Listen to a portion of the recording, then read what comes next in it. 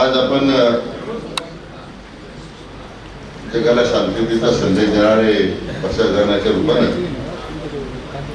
स्वामी ज्ञानेश्वर महाराजांच्या पदस्पर्शाने पुरीत झालेल्या भूमीमध्ये आपण सर्व एकत्र जमलेलो आहोत.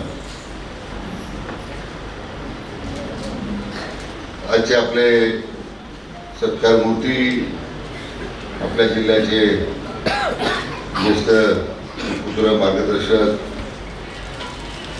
आदरणीय भाऊसाहेब पठारे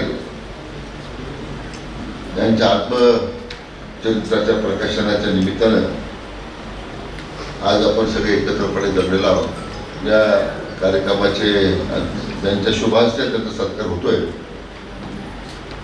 ते परमादरणीय हरिभक्त परायण श्रद्धेय भास्कर गिरीजी महाराज,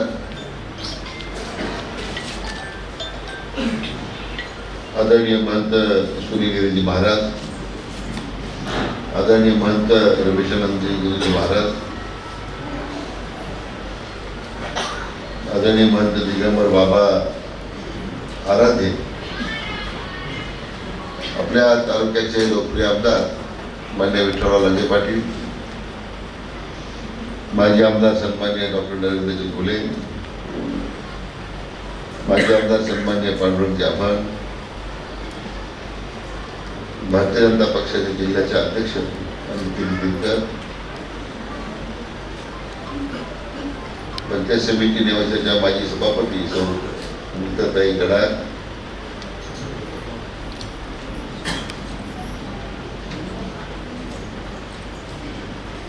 हरिश्चंद्र लखानी, जिल्हा परिषदेचे संभाजीनगरचे माजी अध्यक्ष, पंचगंगा उद्योग समूहाचे प्रमुख माननीय प्रभाकरराव शिंदे, माननीय नामदेवराव भाऊ गोपणे, या त्रिमूर्ती प्रतिष्ठानच्या परिसरामध्ये आजचा कार्यक्रम होतोय. त्या प्रतिष्ठानचे प्रमुख सन्मान्य साहेबरावजी खांडगे, मोडा कारखान्याचे चेअरमन नानासाहेब तुवर, आमचे मित्र गीतकार बाबासाहेब सौदागर, माजी आमदार माननीय अण्णासाहेब माने, आपल्या नाशिक विभागाचे जलसंपदा विभागाचे मुख्य अभियंता मान्य विशाल साहेब, अशोक बोरा, इतर सर्व जलसंपदा विभागाचे अधिकारी आणि आदरणीय भाऊसाहेब पाटलांना शुभेच्छा देण्यासाठी या प्रकाशन सोहळ्याकरता जमलेले सर्व बंधू भगिनी आणि मित्र, आज या कार्यक्रम अगोदर सरला, परंतु मुंबईला एक तातडीची बैठक आहे परिवाराची आणि त्यामुळे मला थोडं अगोदर जावं लागेल. तर आपल्या आदरणीय श्रद्धेय महाराजांची मी माफी मागतो, आदरणीय भाऊसाहेब पाटलांची माफी मागतो, उपस्थित आपल्या सर्वांची क्षमा मागतो. तर मला त्या पुढच्या बैठकीला जाणं आवश्यक आहे म्हणून त्या ठिकाणी आपल्या सगळ्यांना माझं भाषण झाल्याच्या नंतर मी जाण्याची परवानगी आपली निमित्ताने घेतो. खरं जुन्या ज्येष्ठ कार्यकर्त्यांच्या अशा प्रकारच्या पुस्तक प्रकाशनाच्या सोहळ्याच्या निमित्तानं या सगळ्या लोकांच्या समर्पित भावनेची आठवणी आपल्या त्या निमित्तानं वाचायला मिळतात. त्यांच्या आपल्या संपूर्ण राजकीय वाटचालीमध्ये 40-50 वर्षाच्या प्रदीर्घ अशा प्रवासामध्ये त्यांनी जे चढउतार पाहिले राजकीय सामाजिक क्षेत्रामध्ये, मला वाटतं त्यातून त्यांनी आपल्या वयाच्या 93 वर्ष 93 झाले आदरणीय भाऊसाहेबांना मागे हटायचा तेव्हा तुम्हाला जिल्हा परिषद लढवायची एक उत्सव मूर्ती म्हणून आज त्यांच्याकडे पाहताना मला वाटतं निश्चितपणे आपल्यासारख्या कार्यकर्त्यांना त्यातून नवस्फुरण मिळतं, आत्मविश्वास मिळतो. मी मागे कार्यक्रमामध्ये सांगितलं होतं की आपला जिल्हा ही कार्यकर्त्यांची खाण आहे, पक्ष गट तट कोणते असतो, आपल्यापणे आपल्या स्वतःचं एक व्यक्तिमत्व विकास करण्याची भूमिका या जिल्ह्यातल्या कार्यकर्त्यांनी कायम केलेली आहे. प्रत्येक तालुक्याच्या जिल्ह्यातील जर तालुक्याची पानं उलगडली तर त्या त्या तालुक्यातील लोकांनी आपापल्या परीने आपल्या कर्तृत्वानं त्या तालुक्यासाठी तालुक्याच्या निमित्तानं जिल्ह्याकरता आपलं स्वतःच योगदान दिलं तर चित्र आपण पाहतो. कारण पूर्वीच्या काळामध्ये राजकारणामध्ये समाजकारणामध्ये त्या त्या तालुक्याच्या प्रश्नाशी एकरूप होऊन माणसं काम करायची. तो जो ओलावा होता त्यावेळेच्या राज्यकर्त्यांमध्ये समाजामध्ये तो एक मैत्रीचा होता, बंधुत्वाचा होता, एक मित्रतुल्य लोक आहेत म्हणून त्यांचा आदर करण्याचा होता. अशा काळामध्ये आदरणीय भाऊसाहेब पाटलांनी आपल्या राजकीय कामाला सुरुवात केली. आज वाटतं 50 वर्ष झाले असतील त्यांच्या या सगळ्या वाटचालीमध्ये. नेवासा शेवगाव तालुक्यामध्ये आपल्या सगळ्या वाटचालीचा एक वेगळा ठसा तरी उमटवला. या तालुक्यामध्ये सगळ्या जे ज्येष्ठ नेते होते आदरणीय मारुती घोले पाटील असतील, मला त्यांच्याबद्दल विशेष नेहमी आदर राहिला. कारण आदरणीय खासदार बाळासाहेब विखे पाटील आणि त्यांचा अतिशय घनिष्ठ संबंध राहिला. त्यामुळे एक कौटुंबिक स्नेह होता. या कार्यक्रमाला तर मी पालकमंत्री म्हणून राज्याचा मंत्री म्हणून उपस्थित नाही, तर आदरणीय भाऊसाहेब पाटलांच्या कुटुंबाचा एक घटक म्हणून या ठिकाणी उपस्थित आहे. हे मला आठवतंय बाबासाहेब सौदागर या ठिकाणी उपस्थित आहे. बाबासाहेब पुढे बाबासाहेब उपस्थित आहे. त्यांचं एक वाक्य मला फार आवडलं. वाक्य काय, जी माणसं जिंकली असतात ती आयुष्यात सिद्धी म्हणून जातात, म्हणून त्यांना पाठीची प्रसिद्धी येते. अशा प्रकारे बाबासाहेब फार चांगला गीतकार आहे. आपल्या जिल्ह्याचा एक रत्न आहे बाबासाहेब म्हणजे. अतिशय हालाकीच्या परिस्थितीतून त्यांनी आपल्या वाटचालीला सुरुवात केली आणि आज देश राज्यातला एक प्रमुख गीतकार राहतात. म्हणून बाबासाहेबांचं नाव मी पाहते. मी त्यांना गेले 25 वर्ष ओळखतो बाबासाहेब. परंतु अशी जी माणसं भाऊसाहेब पाटला आदरणीय भाऊसाहेब पाटलांच्या संदर्भामध्ये आपण जर त्याचा व्यक्तिमत्वाचा विचार केला की 1960 साली ज्यावेळी काम सुरू केलं त्यावेळी व्हॉट्सअप नव्हते, इंटरनेट नव्हते, मोबाईल नव्हते. आणि तेव्हा मला काय मिळेल या विचाराने त्यांनी कधी काम केलं नाही. खरं म्हणजे घरची परिस्थिती आधी जमजम असताना आईने केलेले संस्कार आणि त्यांच्या वडिलांनी दिलेली शिकवण्याची सुदैव घेऊन त्यांनी आपल्या राजकीय सामाजिक जीवनामध्ये आपली वाटचालीला सुरुवात केली. मी सुरुवातीला उल्लेख केला अनेक व्यक्तिमत्व त्यांच्या सर्जेत आले आणि त्या व्यक्तिमत्व प्रभाव त्यांच्या राजकीय सामाजिक जीवनात आपल्याला पाहायला मिळतो. मी त्याचा उल्लेख आदरणीय घोले साहेबांचा घोले पाटलांचा त्या ठिकाणी केला. त्या अनेक राजकीय सामाजिक क्षेत्रामध्ये काम करणाऱ्या लोकांच्या त्यांचा संबंध आला. म्हणून आदरणीय भाऊसाहेब पाटलांचं व्यक्तिमत्व हे एक राजबिंडासारखं आहे. उत्कृष्ट संघटन कौशल्य, तत्वनिष्ठ आणि एकनिष्ठ असं व्यक्तिमत्व म्हणून त्यांनी आज आपल्या जीवनामध्ये आपल्या स्वतःची एक वेगळी प्रतिभा समाजामध्ये निर्माण केलेली आहे. खरं म्हणजे जुन्या पिढीतली कार्यकर्ते असले तरी भाऊसाहेबांनी नव्या होणाऱ्या बदल स्वीकारला.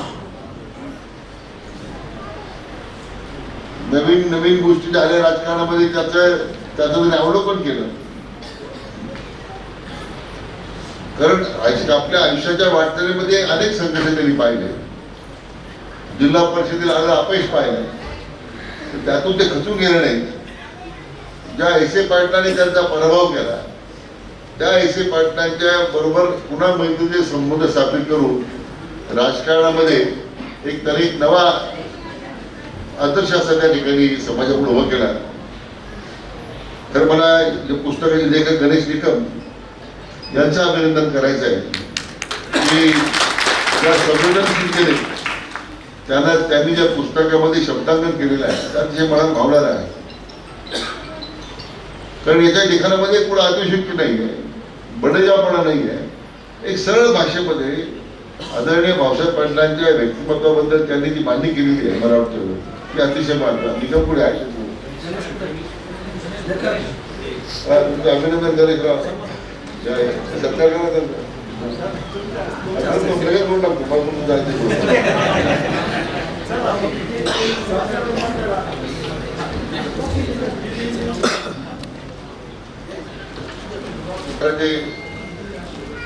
गणेश निकमाचा सत्कार जो केला आहे, मी यासाठी म्हटलं की अतिशय सोप्या भाषेत त्यांनी आदरणीय भाऊसाहेबांच्या जीवनपट आपल्यासमोर मांडला, अनेक आठवणींना उजाळा दिला.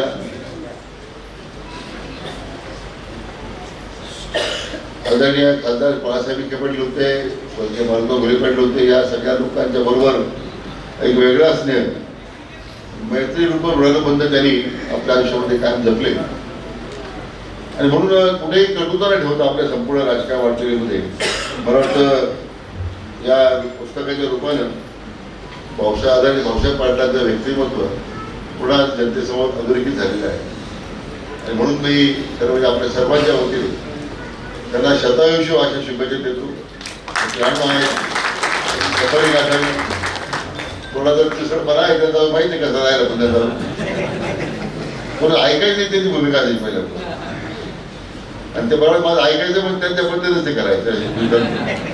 माझ्या 25 वर्ष अनुभव येतात. त्यामुळे मला वाटतं त्यांच्या व्यक्तिमत्वाला साजेस म्हणून ते इतक्या गोष्टी टिकले. आज खरं म्हणजे या पावनभूमीमध्ये काम करताना आज मला परम श्रद्धेय आदरणीय भास्कर महाराज उपस्थित आहेत, त्यांना सांगितलं पाहिजे की ज्ञानेश्वर मंदिर परिसराचा विकास आता आपल्या शासनाने हाती घेतलेला आहे. आणि मंदिर परिसराचा वेगळा विकास होईल, प्रवरीच्या घाटाचा विकास वेगळा होईल. आणि त्या घाटाच्या संदर्भात काय करता येईल, ते नवीन पूल बांधता येईल का, हे आमचे मुख्य अभियंता मिसळ साहेबांनी सांगितलं की आपण गोदावरी महामंडळातून ते काम करता येईल का, त्या मी तपासून पाहतो. म्हणजे काम लवकर सुरू घाटाचं काम. मंदिर परिसराला बराच वेळ लागणार आहे, पण त्यासाठी अनेक गोष्टी कराव्या लागतील. त्याच्या आम्ही जवळजवळ 700 कोटी रुपये आराखडा तयार केला आहे. त्यामुळे ज्ञानेश्वर मंदिर परिसराच्या विकासाबरोबर तुमचा विकास होईल याच्यामध्ये असा दृष्टिकोन ठेवलेला आहे. आणि म्हणून एक चांगलं काम माऊलींच्या चरणी मला नतमस्तक होताना जे आयुष्यभर त्यांनी आपल्याला प्रसादानाच्या रूपानं जीवनाचा एक नवीन संदेश दिला. आज त्या माऊलींच्या प्रत्यक्ष ज्ञानेश्वरी लिहिली आहे पैस कामाला टिकवून, त्या परिसराचा विकास करण्याचं भाग्य निश्चितपणे मला मिळेल. आज माझ्या साथीला आपले दमदार नेतृत्व तालुक्याचं विठ्ठलराव आहे, त्यामुळं आता विठ्ठलराव असल्यावर चिंता करण्याचं कारण नाही. इकडे तिकडे पाहू नका तुम्ही, आता काय होणार नाही. तालुक्याला एकच नेतृत्व आता विठ्ठलराव, म्हणजे विठ्ठलराव सांगतील ते मी करण्याचा निर्णय केलेला आहे. त्यामुळे विठ्ठलराव तुम्ही सुद्धा भाऊसाहेब पाटलांच्या मार्गदर्शन घेत जाते.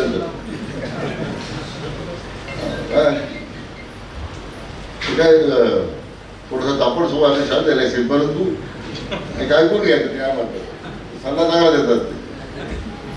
आणि त्यामुळे अशा एका व्यक्तिमत्वाच्या त्या ठिकाणी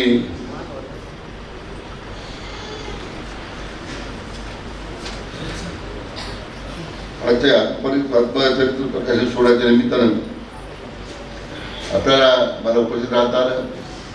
आताच आमच्या डॉक्टर नरेंद्र घोळे पाटलांनी माझे मित्र आहेत, पश्चिम वाहिनी नद्यांचं पाणी आता उदर आनंदच आपल्याला पाठक. म्हणून आदरणीय खासदार बाळासाहेब विखे पाटलांचं स्वप्न होतं. मला वाटतं माऊलींनी उत्तम एक खातं माझ्याकडे दिलं, तिचं स्वप्न पूर्ण झालं. आणि आपलं गोदावरी परत दुष्काळमुक्त करण्याची भूमिका त्यानिमित्तानं आपण घेतोय. मला वाटतं पुष्कळ काम आहे, आता सुरुवात झालेली आहे. आता बीजारोपण होणार आहे, झालेलं आहे. पोलीस साहेबांनी कदानी खासदार साहेबांनी केलं.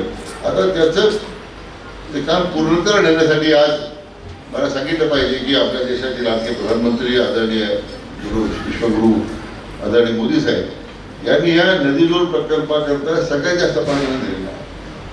आणि विशेष करून राज्याचे जे मुख्यमंत्री आपले देवेंद्रजी फडणवीस साहेब यांनी सुद्धा या गोदावरी खोऱ्यातील, कृष्णा खोऱ्यातील, विदर्भामध्ये असेल, तापी खोरा असेल, या सगळ्या नदीजोड प्रकल्प लवकरात लवकर पूर्ण होण्यासाठी ते सुद्धा कटिबद्ध आहेत. आणि त्यांनी सुद्धा अतिशय आपलं स्वतःला संपूर्ण पाठबळ या महाराष्ट्राला दुष्काळमुक्त करण्यासाठी त्यांनी देऊ केलेलं आहे. म्हणून मी आपल्या सर्वांच्या वतीने आदरणीय प्रधानमंत्र्यांचं, आदरणीय मुख्यमंत्र्यांचं मनापासून त्यांना धन्यवाद देतो. जेव्हा एक बॅरेज माझी कल्पना आहे, मोठं जर बॅरेज झालं तर पाणी काय मिळाली. सध्या केटीवरमध्ये पाणी राहत नाही, ते बुडतं, मासे धरायचे काम सुरू होतं, मग काय होतं तिथं बाकीचे फुगे बरेच असतात पावसाच्या इकडे माहिती काय तिथं आहेत फुगे, सगळे फुगे माहिती फुगे म्हणजे काय पहिल्या धारीची